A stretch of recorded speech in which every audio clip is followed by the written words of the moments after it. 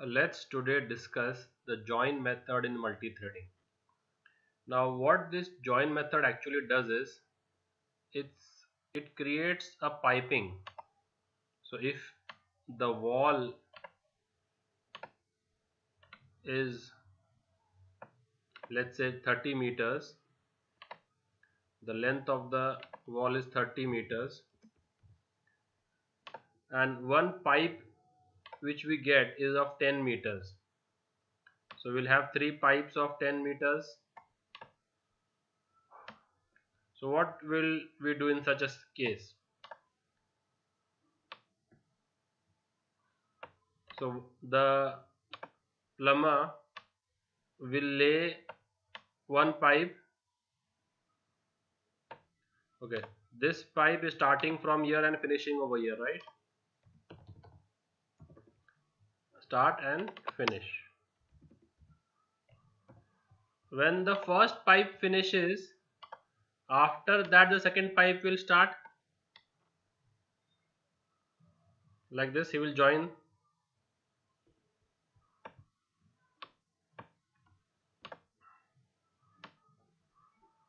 Like this he will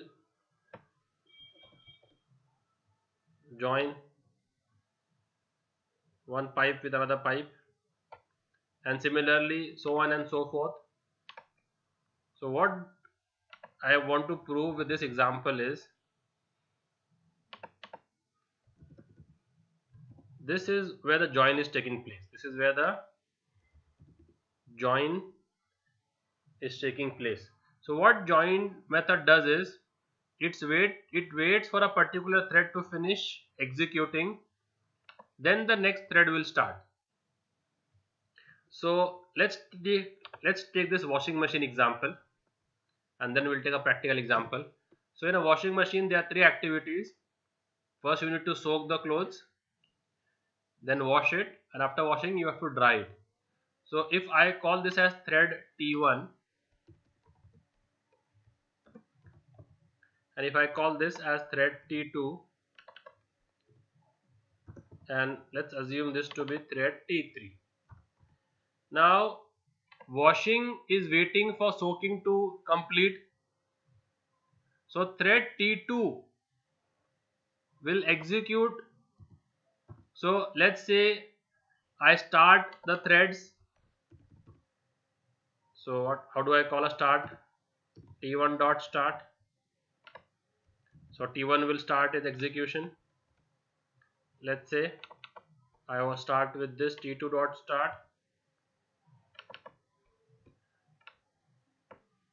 Now what will happen in this scenario is, all the three functionality of the washing machine will be activated together. So the soaking part also will be activated, the washing part will also be activated, and the dryer will also start working. All the three components will start working parallel. Does this happen practically? No. What happens practically is, when the clothes are being soaked, the washing and the drying doesn't happen, and when the clothes are washed, the soak and the dry isn't functioning, and when the dry is functioning, so first this should take place, then after soak completes, wash, and after washing completes, dry, right? So what we can do is, T2 will start when T1 completes. So we will say T1 dot join. So after T1 completes, after T1 I will join which one? T2.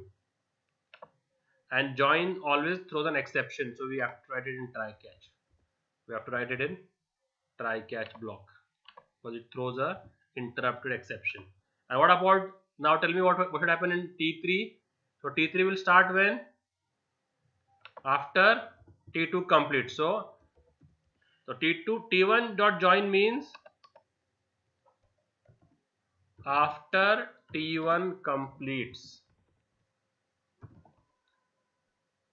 do what? T2 start. So after soaking completes, start the washing. T2 dot join means after T2 completes, means After washing completes, start the dryer. So like this we can synchronize the threads. I have some theory part also for you all. Join. Okay, so join is declared in which class? It's a method of the thread class, and it is invoked on a thread object. It is invoked on a thread. So here I am invoking join on T1 and T2, and T1 and T2 are objects of the thread class. Okay, it is used for adding sequencing between multiple threads. One thread starts execution after the first thread completes execution. After first thread execution is finished. We can call join method without synchronized context. This I'll explain when we do wait and notify. What is synchronized context? We will do this when we do wait notify, that time. Inter-thread communication. Join keeps the monitor same. This monitor part will also come in. Wait notify will come to know what is the monitor. And this join throws which exception? It throws interrupted exception. Hence join must always be invoked in a try catch block. In normal circumstances we generally have more than one thread and all the threads run parallelly. So thread scheduler schedules the thread which does not guarantee the order of execution of the threads. So if you want to guarantee the order of the execution, like first T1 should start and T1 should complete, after T1 then T2 should start, and after T2 then T3 to start. If you want to guarantee the order of execution, then we use join. So this is the example we've done. The same example I've taken on the graphic. Join method allows one method to wait until another method completes.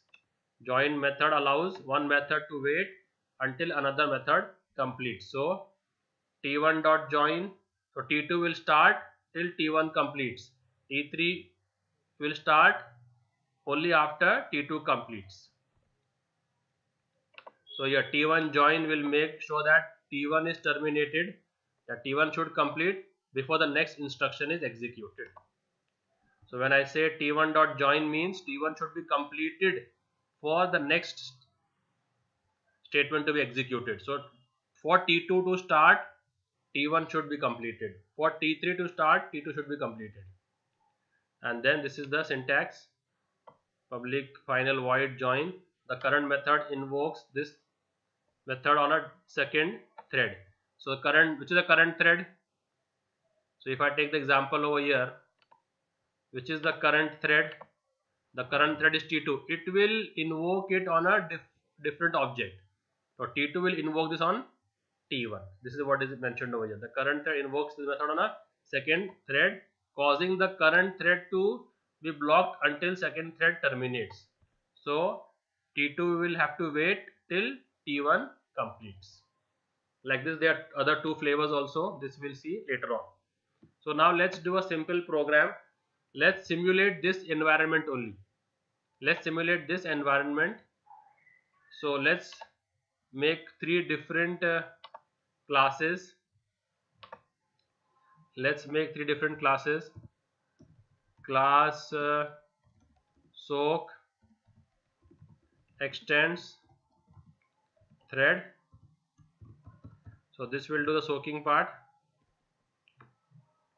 and we'll soak for, let's say, 5. So for I equals to 1, I less than equal to 5, I plus plus,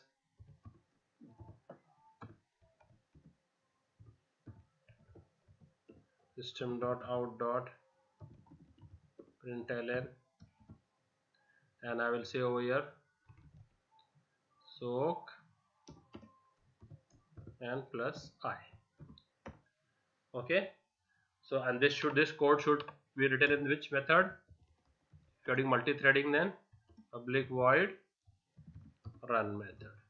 So whenever I will start the thread of the soak class, this code will be executed and I will get 1 to 5. Okay, when it prints 1 and so this will print 1 to 5 in a flash of a second. I want to print 1, then wait for 1 second. So what I'll do is I'll write. So what I will do over here is it will print 1, then wait for 1 second. So how do I wait for 1 second? Thread dot sleep. 1 second means 1000. And sleep also throws interrupted exception. So what do I need to do? Put the code of sleep in try catch.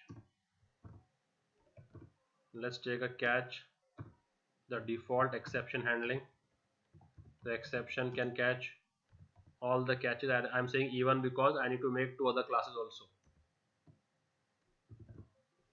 Okay, so this is your for, and this for we have. Okay, instead of writing the try catch in the for loop, better we write it outside. Better we write the try catch outside. So let's first, not a good idea to write the try catch in the loop. So try for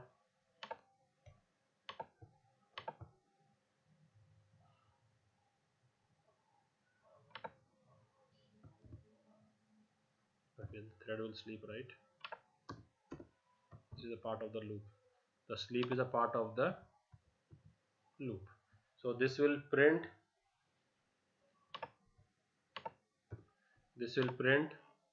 1 to 5 and will soak 1, soak 1 1 second gap, soak 2 1 second gap, soak 3 1 second gap, soak 4 1 second gap, and soak 5. Okay, so this is the 1 second gap, and thread should always be in a try catch. So I have written it in try catch, which is, what is this doing? This is unwanted, right? So for try catch run, and the class finishes. Now let's copy this code and make the other 2 classes also. So after soak we had wash. So what should this be? Wash I, and then we also had try. So what will do? Okay, now let's make a class which will have main, public join thread demo public class.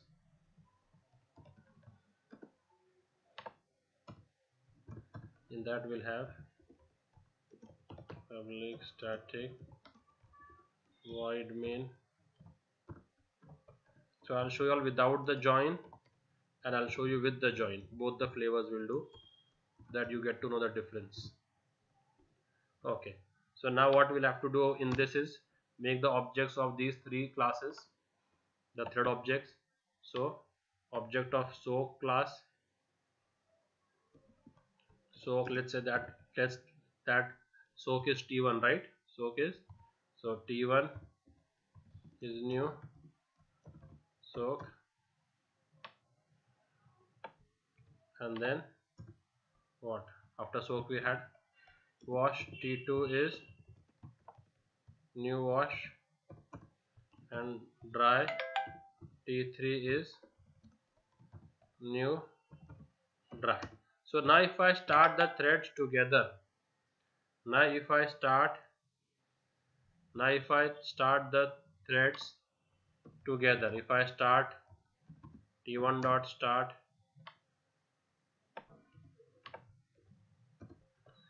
what output do you expect? The threads will run parallelly, and the output might come soak 1 2, then you might have wash 1, then you might have dry 1, then again soak 3 4, then wash 2 3 5. They'll be all scrambled up. So let's see. So which is the main class over here? The main class is join thread demo. Let's save it.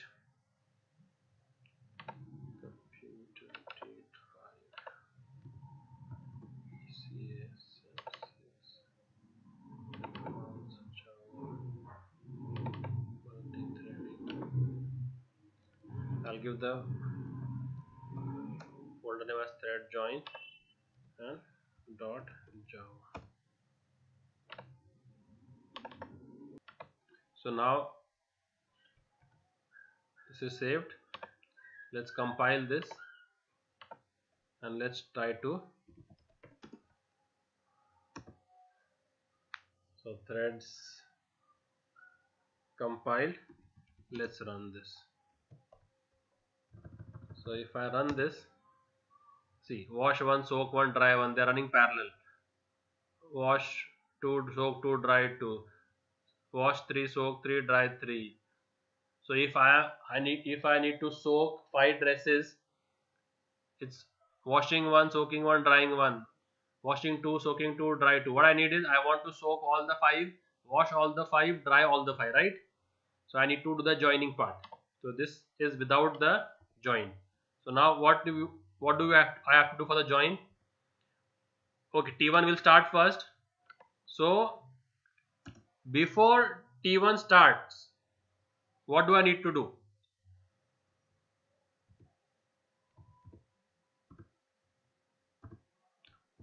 I should do T1 will finish first,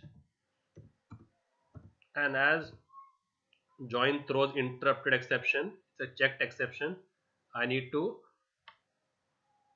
handle it.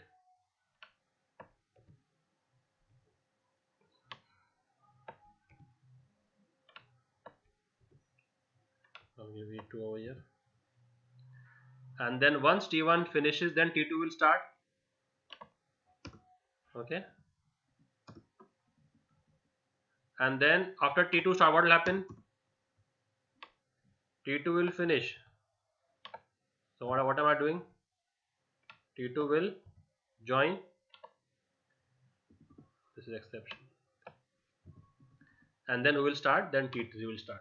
So this will create a pipe. T1 will start, T1 will finish, then T2 will start, T2 will finish, then T3 will start. If this is causing a lot of hindrance, this try and catch in between, I'll show you an alternative also. First let's check it.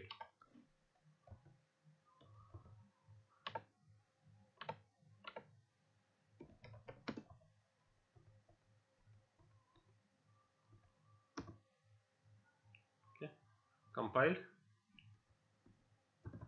Now let's run. So now it will soak 1, 2, 3, 4, 5, wash 1, 2, 3, 4, 5, dry 1, 2, 3, 4, 5 with a interval of 1 second in between. Soak 1, soak 2, soak 3, soak 4, soak 5.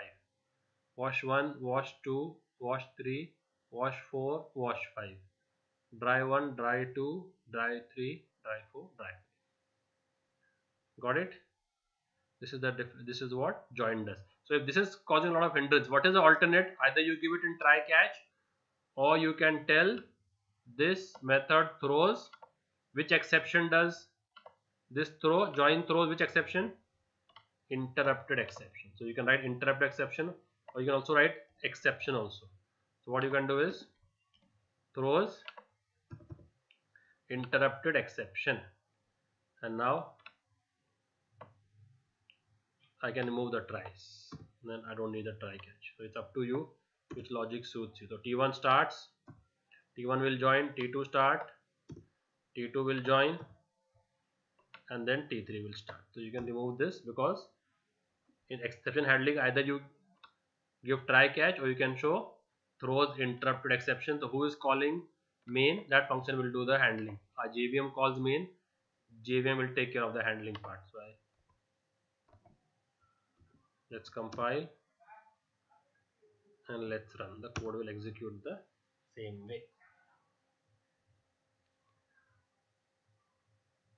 So how much time is it taking to soak? 5 seconds. How much time is it taking to wash? 5 seconds. How much time is it taking to dry? 5 seconds, right? So if now let's take the second method of join with a long millisecond. So what this method does is, if I want to start the washing after 3 seconds, after max to max you need to soak for 3 seconds. 3 second में जितने कपड़े भीग गए उतने भीग गए, directly washing शुरू हो जाएगी. तो मैं सिर्फ, तो इसमें क्या हो रहा है कि सोक कल हमने मैक्सिमम लिमिट दे दिया, कितना limit, 3 seconds. So I will wait for 3 seconds and after 3 seconds I will start the washing. So here if I don't specify anything, means it will wait for the completion, will wait for the completion.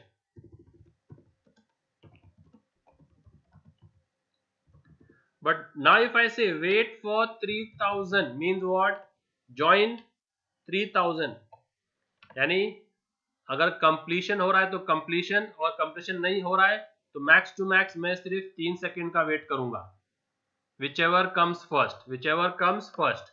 So completion or wait for the time specified.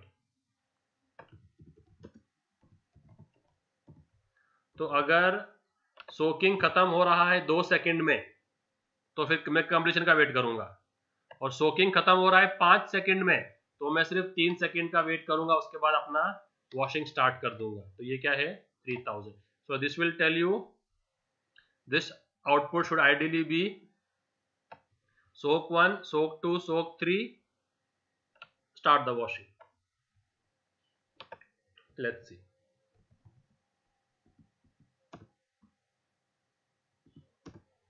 Soak 1, soak 2, soak 3, start the washing. Washing 1. तो ये wash हो गया, और फिर वो सोक 4 गया, फिर wash 2, फिर सोक 5 हुआ, और फिर वॉश 3, 4, 5. तो रिमेनिंग उसका, so this wait, the join part has started, waited how much seconds only, waited only for 3 seconds. So this is what the join with the milliseconds does. तो ये एक पर्टिकुलर टाइम के लिए wait करेगा, फिर start कर देगा. तो इसने शुरू में कितना वेट किया, 3 वेट किया, और फिर वॉशिंग को स्टार्ट कर दिया इधर. तो ये अपना first 4 lines is what I wanted to show you. Then fifth is, if it is even more accurate, that I will wait for 3 seconds and 50 nanoseconds. So people are very accurate in their time.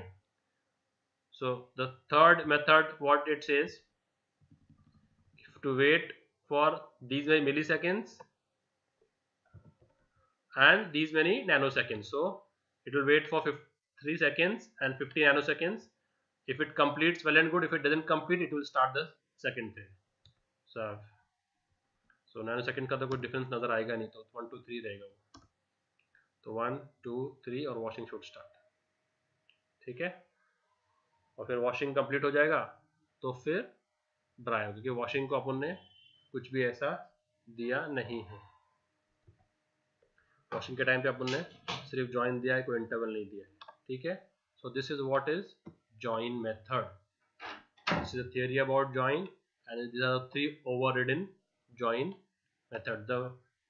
Without any arguments, we will wait for completion. What it says, until the thread terminates, and we'll wait for thread terminates, or there's a or, whichever comes first, or the time specified elapses. So time specified, and same over here, we'll wait for termination or milliseconds plus nanoseconds passes. Clear?